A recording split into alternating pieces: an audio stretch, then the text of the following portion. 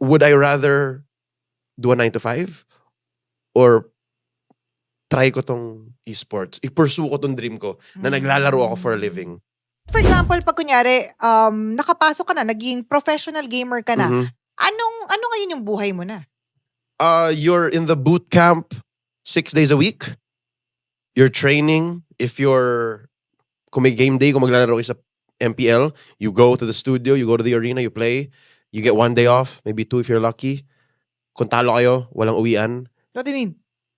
Walang day off. Walang You stay in the boot camp for the week. Oh. Yeah, and then when you're in the boot camp, usually, from my experience, they wake up at around 9 or 10, breakfast, rank games, ganyan, scrimmages, like arranged matches against other teams, Okay. start around 2 p.m. hanggang 8 or hanggang 9. Magdamag na yon. Pwedeng one team, ang block ninyo, 2 o'clock to 4 o'clock, 2 o'clock to 5 o'clock. Uh-huh. Break. Kain. 6 o'clock to 8 o'clock. Break. Kain. Ganon. Tapos, repeat. Nope. Ah. You end around 9 or 10, right? Right. Rank games kayo. Ulit? Yeah. Free time mo na yun, which means, ikaw bahala if you want to relax, pahinga, or you want to be good, play rank. Para din training ng idols. Yeah, di ba? Talaga para siyang training. Pero binabahay itong mga to. Yeah. They provided housing, Food, pagkain, lodging, everything. allowance. Allowance, sweldo, yes. Magkano sweldo nila? O na, like, okay, if Yes. I'm a trainee, Mhm. or trainee ba tawag? Sorry, anong tawag dyan? If A I'm D-League player, D-League player, yes. meaning professional. If I'm a professional, You're semi-pro. Yeah. Kasi when you say pro, we will count you as a pro if you're playing in the MPL, the professional league. okay. But if you're in the D-League, you're still hoping na maangat dun eh. So trainee ka pa lang. Technically, yes. Parang kumbaga kung sa K-pop or sa beauty pageant, trainee ka. Nagte-training ka para sa mismo big competition. Pero lumalaban ka. Pero lumalaban ka, yes. Yes. Lumalaban ka pa rin. Yes. So ito, meron silang allowance malamala May magkano. sweldo pa rin. Mga magkamag. So if you're in the D-League, somewhere around 10 a month. Ano naman, bayad naman lahat. Yeah. Tsaka training yun eh, di ba? Okay, so if you're at that age, tapos Ilan taon ba sila? 15, 16? Do they still go to school? Yeah. So, I would hope that most of them, yeah, pero some like want to stop muna. Kasi if at that age, pwedeng graduate ka na ng high school eh, di ba? Or since we got the K-12 Oo, siguro, baka hindi. hindi pa. Parang nag-stop muna sila. Basically, nag-stop muna sila. Most Kasi do. paano? 12 hours kang nagtitraining. Hindi ka talaga makapag-aral yan. Pero yung mga nasa college, I've heard that they move their units around. Yeah, they can. They can Nag-online definitely. sila, ganyan. Pero yung mga 15, 16, I don't think. And Yeah. kahit naman sa mga K-pop trainee, I mean, di ba? Yeah. Kasi ang sinasabi nila is, which I kind of get, once in a lifetime eh. Totoo. Di ba? yan. Nandiyan ka na, kita ka na ng tao eh, kita ka na ng orgs, kita ka na ng liga. Bigay mo na. Tsaka feeling ko yung laro ng mga 15, 16, different sa laro ng mga 32, 37. I love that you brought that up. Oh my God. Because their fingers, their eyes, their brains are so fresh. Sobrang bibilis, sobrang gagaling pumindot na mga yan. That's why. Yes. Diba, kaya hanggang Candy Crush lang pala ako. Ako minsan pa nagkakamali pa ako ng click eh. So meron din yung motor skills Mechanicals, talaga. yes. Mechanical skills. Yes. It affects the age. Yes. Totoo naman. Kahit That is naman saan, di ba? Kahit pag dancing, whatever, it really does affect. Okay, so once you become a pro gamer, meaning isa ka ng, ano mga sikat natin? Sina Carl Tizzy. Yung talagang lumalaban. Yes, Nakabahay sina din Oheb. sila. Oh yeah.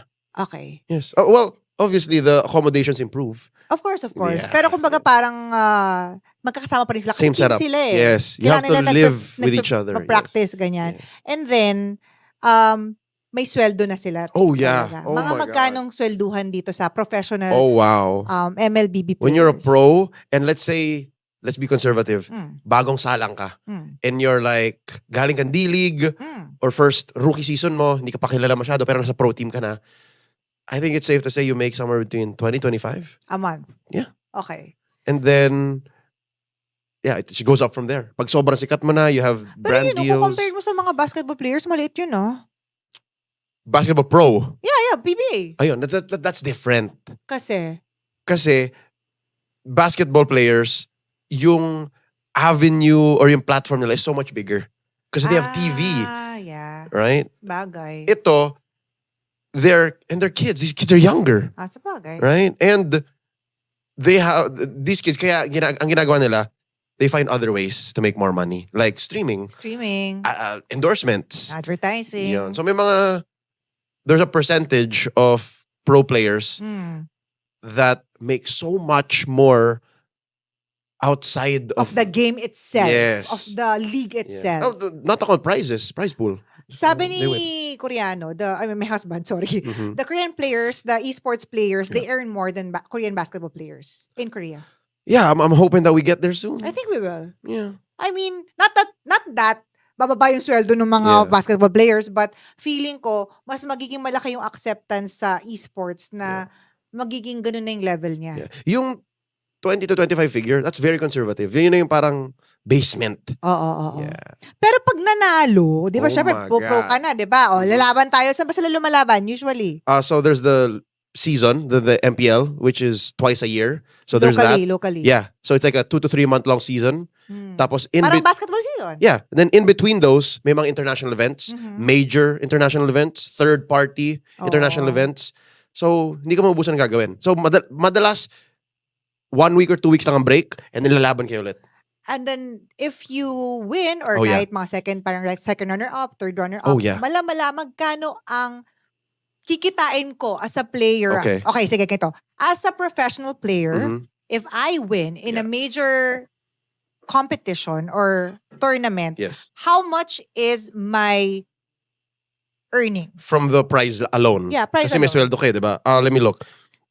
If I'm not mistaken, the champion of the recent season, MPL Philippines, takes home what is that, $50,000?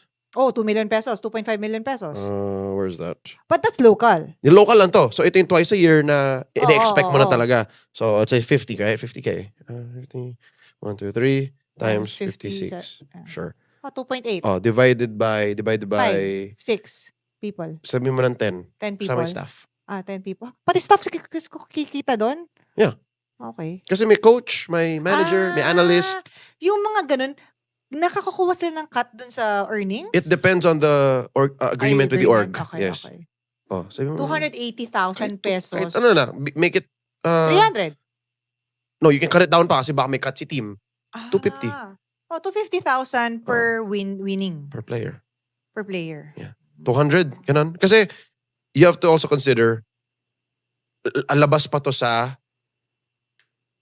match prize every game day. What's the match price? So whenever, it depends on the league pero sa MPL, whenever you win, merong prize din yun. Pag nananalo ka, may habang umaangat ka, may price. Yeah, every game, every match. Oh. So, it's much smaller, tingi-tingi yun, but it's on the top of your sweldo. Yeah. Hindi, tsaka Yes. ano din. Hindi ko alam kung sa FIFA, sa World Cup, pag nanalo ka, may ano kayo. Alam ko, akit ka lang eh. Pero anyway, Yeah. pag kunyari sa natalo ka naman, may take home ka pa din ba? Everybody, kasi it's a franchise league, right? So everybody paid something. So everybody gets something Ah. back. Pero ito yung local lang to. But on the international level, dun bumabawi. Mala. Oo, dun Magkano? yung mga, ang prize pool, 250K USD. 10 million pesos. Yeah. 11. But if you want to go to the biggest, the prize pool for the most recent Esports World Cup was $3 million US. No! Prize pool yun. Prize pool. Amongst 20 teams. Okay. But if you're the winner, if you're the champion, you take home $1 million. Which is 56 million pesos. 56 million. 56 million. Divide by 10 mo ulit. 5.6 million pesos. Yan ang uwi ng isa. Hindi, tsaka ano lang yun. Give or take. Isang league lang yun. Isang tournament lang yun. Isang buwan nyo lang nilalaro. Yes. Hindi, tsaka hindi pa kasama dyan yung mga advertising deals mo, Yes, whatever. yung monthly sahod mo. Ba't malaki ba yung sahod nila? Yeah. So again, you're looking at 2025 for the base. When you're up there, Mga magkano? you get 100. 100,000 a People month. can get 180. Parang nag-executive ka sa kumpanya, no? Yeah. So again, that's one way to look at it. I love that analogy. Would I rather do a 9 to 5 or try ko tong esports? I-pursue ko tong dream ko na naglalaro ako for a living. Ganun. Definitely. Oo. Yeah. Kaya yung mga magulang dyan, pag kayo yung mga anak nyo gustong maging esports athlete, Huwag niyong haharangin. Or esports professional. Or professional. Yes. Tsaka parang, Madaming avenues eh. Pwede, yun nga. We mentioned earlier, pwede kang back-end, pwede kang broadcast. pwede kang mag-livestream nga kung pwede gusto kang talent. mo, 'di ba? Influencer, ganyan, Yes. 'di ba? Pwede. Question. Yes. May ano ba diyan? May betting. Oh, well, yeah. It more recently became prominent. Sports betting, yes. Yes, kasi 'di ba, kahit naman nung araw, 'di ba, hindi ko alam kung meron pa rin yung mga, 'di ba, sa basketball, may ending. Mm. 'Di ba? Mm. Technically sports betting Over 'yun. and under. I don't Yeah. know what that is, pero It's the sports betting thing. I Yes, just yes. heard Pero about it too. may sports betting din ba na nangyayari sa Yeah. esports? It's very gray. And it's something that my game specifically, MLBB, wants to cut down. Kasi Pero paano mo ka-cut down? Hindi yun naman nga kayo eh. yung Hindi- nag-ano. hindi naman na-regulate. Mahirap eh. Oo. So- Kunyari, sa barangay mo, may nag-ano. Oo. Hindi mo naman maano yun. Ang hirap i-shut down ng website mismo, ng buong platform. May website. Madami. Meron. Tapos nanonood sila ng game, magdataya sila kung sino mananalo. May ganun, yeah. Hindi, di ba pag sa mga basketball, kunyari, binayaran ko sa Team Blue Mm. para patalunin yung team niya Yeah. kasi nag-bet ako dun sa ano. May mga okay. ganun din eh. So, game fixing, match Game- fixing. oh, Wala pa naman ako naririnig ganito in professional MLBB. okay. Wala pa naman. Na naririnig. No, wala rin akong confirmed. Okay. Yes. Sige. Because Kung meron, let us know in the comments, kung guys. meron na, kasi ako, I've been there, I've seen it. At saka professional yung sa inyo. Baka Yes. naman doon sa mga lower level, baka meron. So, likely meron because when something gets so big, Yes. ang hirap nang i-regulate on all levels eh. Saka hindi mo talaga mariregulate kasi like for example, yung sa ending lang, sa PBA, Hmm. yung kapitbahay namin yung nagpapa-ending eh. Paano mo ano eh? Yeah. And no, even in the league itself, the PBA has a major sports betting sponsor. Wait, sorry. Speaking of ganyan, Yes. kasi there recently may parang nabasa ko sa, since I'm not into gaming or anything, there was this influencer, I think ang name niya is Awit Gaming, Okay. na natalo siya ng 69 million pesos sa casino. So he lost that much money. Ibig sabihin, ang dami niyang pera. Yeah. Because that's the kind of money you get when so many people blindly put money into a platform like that. Yun yung online sugal. Okay. So hindi siya gamer. Iba siya. Oh, well, maybe Awit Gaming is a gamer, but Sorry, I'm not yeah, familiar. that's one of the major problems. Excuse me. Excuse me. That's one of the major problems of the current gaming space. Mm. Is nabablur yung line between online gaming, which is the former term for online casinos and online sugal, and esports, Yes. which is the professional and competitive form of gaming, of video I-clarify games. natin yan, Yeah. Leo. So, guys, for the past 20, 30 years, the like PAGCOR, Oo. they regulate gaming or online gaming, which is basically, yun nga, online casinos, sugal. Online casino. Oo. But that's very different. Like, nasanay lang Oo. tayo na ang tawag dun sa mga ganong klaseng platform ay gaming or Oo. e-gaming. And it gets confused with Esports, esports, which is yes. what we do. Oo. So- Hindi kasi tayo, alam natin yan. Pero Yeah. yung general public ko niya, yung mga lola. Ayan, Sabi, ayan, "Ay, gaming Oh, ka. Ano, e-gaming sugal-sugal ba yan, di ba? Yes, yun. Kailangan natin siyang i-differentiate Yeah. na. Kaya I think ngayon, recently, in the last maybe 2 weeks or so, nag-ano na ata yung PAGCOR. Kasi nga, di ba, sobrang daming nalululong sa sugal. Naloloko, yeah. Lulong.